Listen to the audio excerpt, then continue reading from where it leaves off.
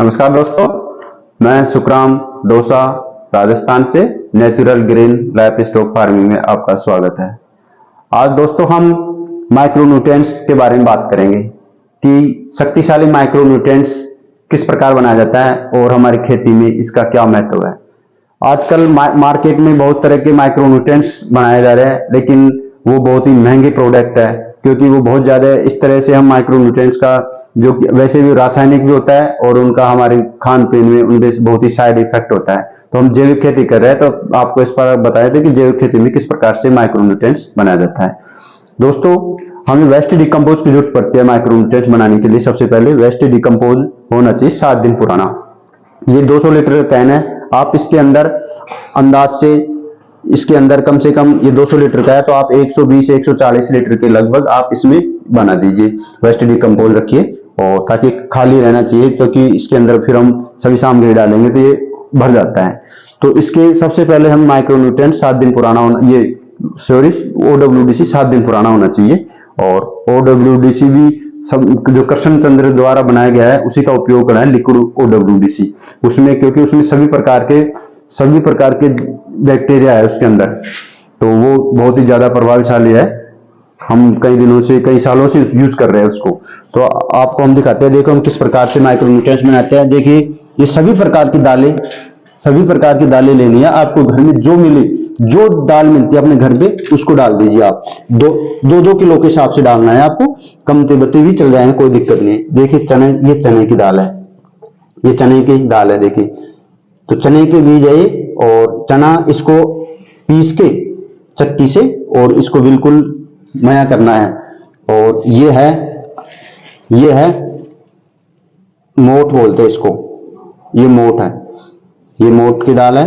और दोस्तों ये मूंग है, ये मूंग लेने हैं आपको, 2 किलो मूंग लेने हैं। और ये अरहर की दाल है, क्योंकि दालों के अंदर सभी प्रकार के पोषक तत्व रहते हैं और विटामिन होते हैं, प्रोटीन होते हैं सभी प्रकार के, और कई प्रकार के इनमें हार्मोन्स भी रहते हैं। क्योंकि इन्हीं से जो भी हमें सूक्ष्म तत्व है ना, सबसे ज्यादा इन्हीं से मिलते हैं। तो हमें सूक्ष्म तत्वों को OWDC के इसके अंदर से ही हमें ये एब्जॉर्ब करता है वो, और बहुत जल्दी ये अपने 10 या 15 दिन के अंदर ये निकाल लेता है। और हमें इसके अलावा सभी प्रकार की दालें ले लिए। इसके अलावा हमें ये है तिलहन में क्या होता है, ये तिल है, तिल के सीड ले लीजिए। यदि सीड नहीं मिलता है तो आप ये 2 किलो जो तिल की खली बोलते हैं इसका भी उपयोग कर सकते हैं, क्योंकि इस तल के अंदर सभी प्रकार के इस पोषक तत्व मौजूद रहते हैं। इसके अंदर आपको मिलेंगे पोटेशियम, बहुत ज्यादा मात्रा में पोटेशियम मिलेगा, और मैग्नीशियम भी इसमें बहुत ज्यादा मात्रा है। Iron, vitamin C, vitamin B, कई प्रकार के हार्मोन्स भी इसके अंदर होते हैं। तो आप 2 किलो इसको ले लीजिए। और इसके अलावा ये है सरसों की खली का सूक्ष्म तत्वों के लिए सभी प्रकार के इस सूक्ष्म तत्व इसी के अंदर मौजूद रहते हैं। यानी सबसे शक्तिशाली तो आप मान लीजिए सरसों की खली है। सरसों की खली आप 2 किलो 3 किलो जितना यूज कर सकते हो उतना यूज कीजिए, क्योंकि सरसों की खली के अंदर है ना, जो मैग्नीशियम होता है, पोटेशियम भी होता है इसके अंदर, और आयरन की मात्रा भी होती है, और कैल्शियम की मात्रा भी भरपूर रहती है इसके अंदर। और इसके अलावा सल्फर की मात्रा भी होती है, सल्फर की भी बहुत अच्छी वो रहती है इसके अंदर। और इसमें कई सारे वो रहते हैं, पोषक तत्व रहते हैं, और विटामिन C होते हैं। और इसके अलावा आप इसके अंदर बोरोन ये होता है, सुहागा बोलते हैं। ये आपको पंसारी की दुकान में मिल जाएगा। 1 किलो सुहागा लेना है आपको। इसमें बोरोन की डेफिशिएंसी इससे बहुत सबसे ज्यादा मात्रा रहती है सुहागा के अंदर, जो हमारे सूक्ष्म तत्वों की कमी पूरी करेगा। और आप इसके ये नमक लेना है, सेंधा नमक भी डाल देना है इसके अंदर। और इसके अलावा ये सभी लेने के बाद आप इसके अंदर ये कीटनाशक का काम करेगा। मेथी 2 किलो मेथी डालनी है, जो कीटनाशक का बहुत अच्छा काम करता है कीटनाशक में।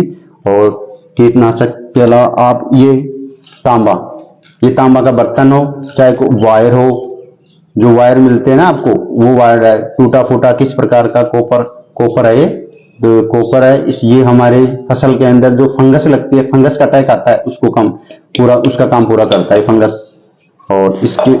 और ये लोहे की, इस प्रकार लोहे की कोई टूटा फूटा जैसे कील हो 10-12 कील, इस प्रकार से कील डालनी है आपको, लोहे की कील डालनी है जो आपको आयरन की कमी पूरी करेंगी। और आप कैल्शियम के लिए इसके अंदर आप अंडे भी डाल सकते हो, जो मुर्गी के अंडे होते हैं ना, आप उनको भी डाल दीजिए, वो भी आपके इसमें कैल्शियम की मात्रा की पूर्ति करेंगे।